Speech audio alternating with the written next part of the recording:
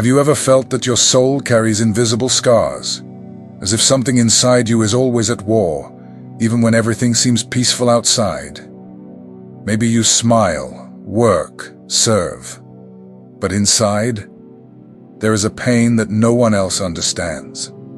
A pain that has no name, but weighs down, that has no visible wound, but bleeds. If this makes sense to you, then perhaps you are not ordinary. Perhaps you are a chosen one. What few understand is that the calling does not begin with glory. It begins with scars. Before being lifted by God, the chosen one is broken by Him. This is not punishment. It is formation. God doesn't call the prepared. He prepares the chosen in silence, in solitude, in secret struggle. And it is in this process that the marks of the soul are born. Deep spiritual wounds, which the world ignores, but heaven recognizes. In this video, you will discover the 7 wounds of the soul that only the chosen ones face. Each one hides a mission, a purpose, and a key to transformation. And when you understand them, you will realize that everything that hurt was shaping you. If you feel that something inside you has always been different, do not leave this video. Perhaps today, you will understand why you have suffered so much. And if this message speaks to your soul, follow the channel. Here is your place, where the chosen ones are understood, strengthened, and reminded that every pain has a destination. Spiritual rejection. When your light disturbs the darkness. Being rejected for no apparent reason is one of the primary wounds that arise in the soul of a chosen one. Suddenly, people who have always been by your side drift away. Friends start to ignore your messages. Invitations disappear. Family seems disconnected. You review your actions, try to understand where you went wrong, but find no answer. This is not coincidence. It is the beginning of something much greater spiritually. Your light is starting to disturb those who live in darkness. Many confuse this distancing with dislike or coldness. But what is really happening is that your presence is affecting the environment. It's not about what you say, but about what you radiate. The chosen ones carry an energy that confronts. Without saying a word, your life generates discomfort. Those who do not want to change prefer to distance themselves. Rejecting you is easier than facing their own conscience. Jesus lived this. He was rejected by his own neighbors, discredited by family members, and betrayed by those who walked beside him. It is no wonder that the pain of rejection marks the beginning of the ministry of the chosen. This wound teaches something valuable, not to depend on the validation of others. God uses rejection as a way of teaching us to look up when everyone around turns their face away. Sometimes God allows doors to close and connections to break because He is preparing a new circle. He separates those who cannot keep up with the pace of His purpose. This pain that seems like abandonment is in fact spiritual filtering. God is clearing your path, removing influences that could delay your mission. He does not want you to walk with those who do not understand your vision. The most challenging part is when rejection comes from people you love. The silence of a friend, the coldness of a family member, the lack of support from those you thought would be by your side.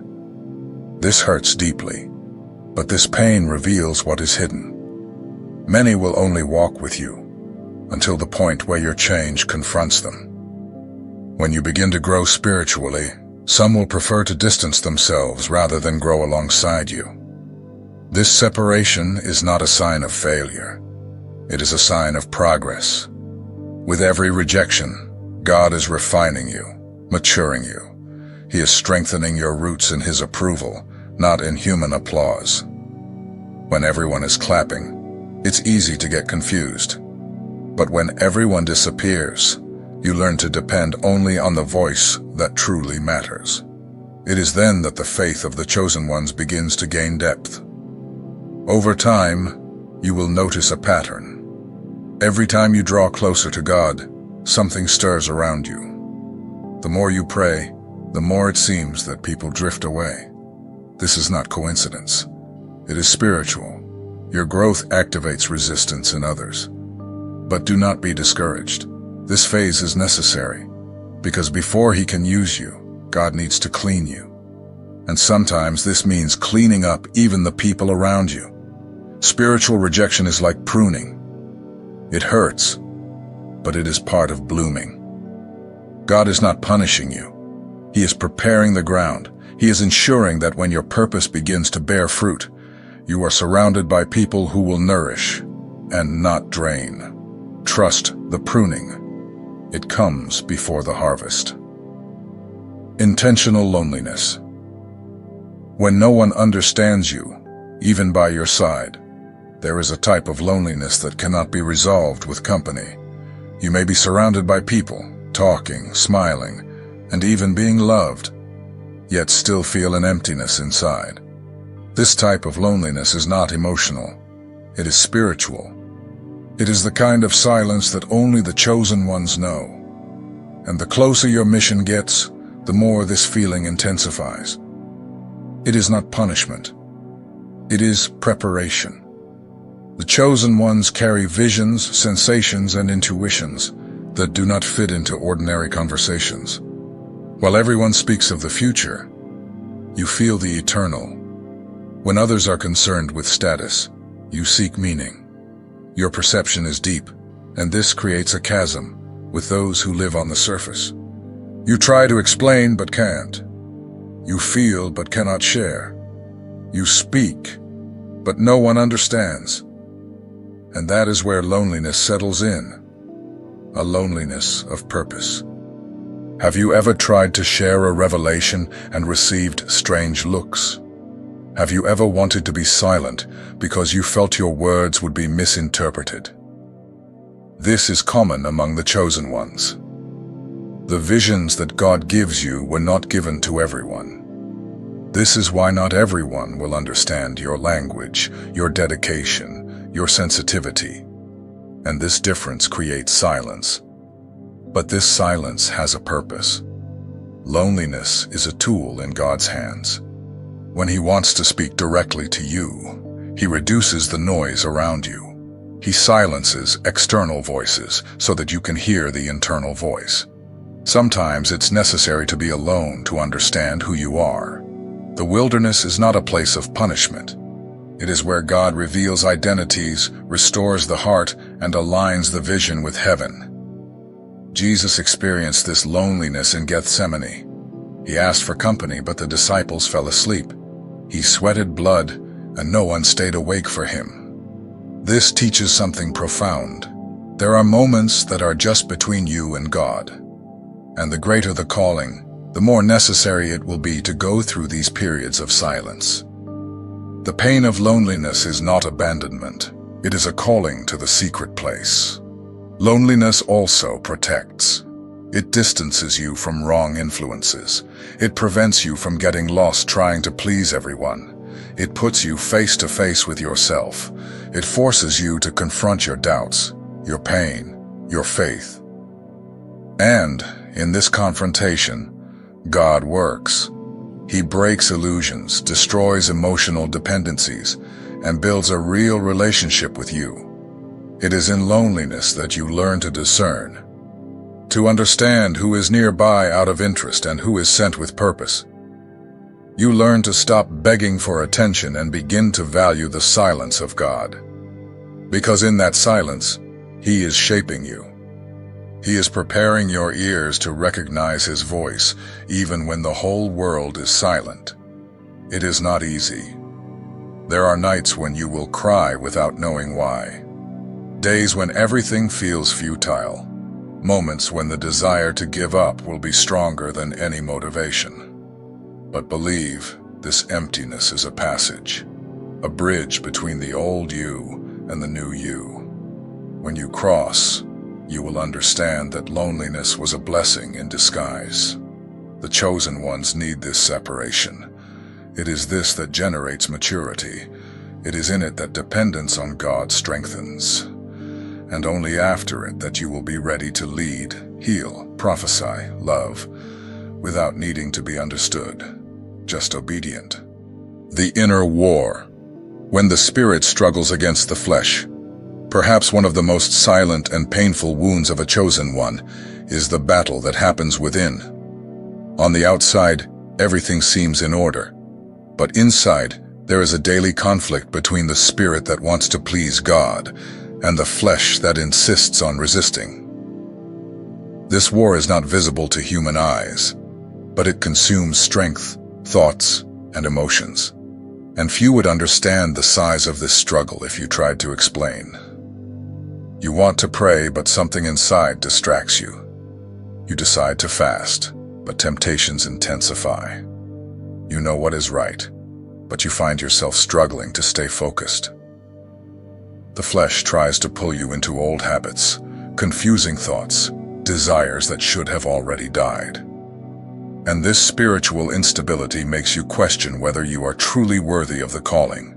But believe, if there is a war, it is because the Spirit is alive. The Apostle Paul described this deeply. The good that I want, I do not do, but the evil that I do not want, this I practice. If even a man filled with the Holy Spirit went through this, why would you not? The internal war does not mean weakness. It means spiritual sensitivity. Only those who have not yet surrendered to the enemy enter the battle. Those who have already given up no longer even feel the conflict. The chosen ones feel more, because they know more. They know what is wrong, yet still fall. And upon falling, the weight of guilt is immense. Not because God rejects them, but because their hearts are more aware. When you have tasted the presence of God, any distance feels like death. And that generates pain, a pain that no one sees, but that destroys inside, if not handed over to the right hands. The flesh is subtle. It uses excuses to justify its desires. It tries to turn failures into habits and sins into normalcy. The mind begins to negotiate with the conscience. It's not that serious. Others do it too. God understands. And before you realize it, you are already trapped in a net that started with a simple, unfiltered thought.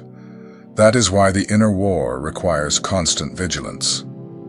The chosen ones learn that holiness is not the absence of struggle. It is a daily choice.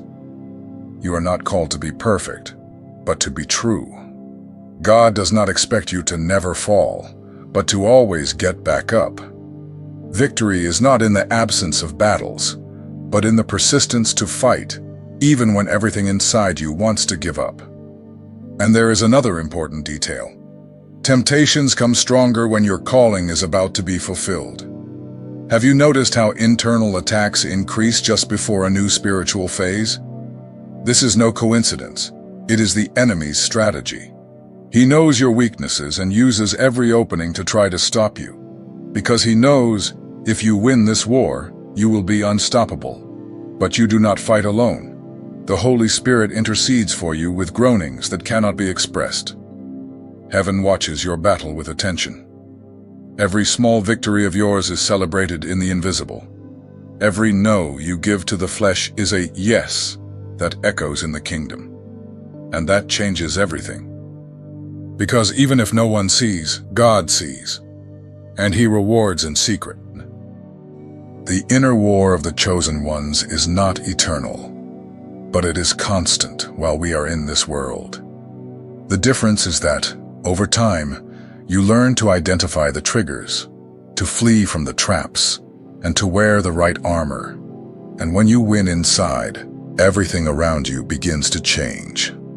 The painful renunciations, when God asks you for what you love most. One of the most challenging wounds that the chosen ones face is letting go of what they love most. Not because it is sinful, but because God is asking. And when God asks, It is always out of love, even if it hurts. There are things that everyone can live with, but the chosen one cannot, because your mission requires lightness. And there is no way to run with a heavy heart. That is why God begins to prune. At first, he asks you for small things, a habit, a song, an entertainment that no longer makes sense. You resist, but you realize that it no longer satisfies you as it once did. And when you obey, you feel relief. It's as if a part of your soul has been washed. But then, the renunciations increase. People, places, plans, good things that become a burden for you. God may ask you to leave a stable job, a relationship that seemed promising, a friendship of years, and the most confusing part, these things are not bad. They just do not belong to the new cycle, and that is where many chosen ones get stuck. Because it is hard to let go of something that works, but God does not want it to just work. He wants it to bear fruit. And not everything that works bears fruit for the kingdom. The pain of renunciation is the pain of detachment. It is the moment when you understand that obedience is more important than outcome. God does not want just your good intentions. He wants your whole heart. And for that, sometimes, he needs to break ties that have become greater than your faith. When he takes away, it is not because he is punishing, but because he is exchanging something good for something eternal. The chosen one learns, in practice, that losing is part of the journey. Abraham had to leave his land. Moses abandoned Egypt.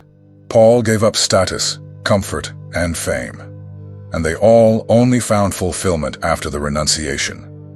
Renunciation prepares the heart to receive the new from God. And the new only comes when there is space. Many give up in this phase. They question why God asks so much, while others seem to live normally. But the answer lies in the uniqueness of the mission. The chosen ones have a calling that requires more commitment. The price is higher, but the reward is too. Each no said to the world is a yes to the purpose. Each renunciation is a step closer to what only you were called to live. The silence of God. When heaven seems not to respond. There are moments in the journey of the chosen one when God simply goes silent.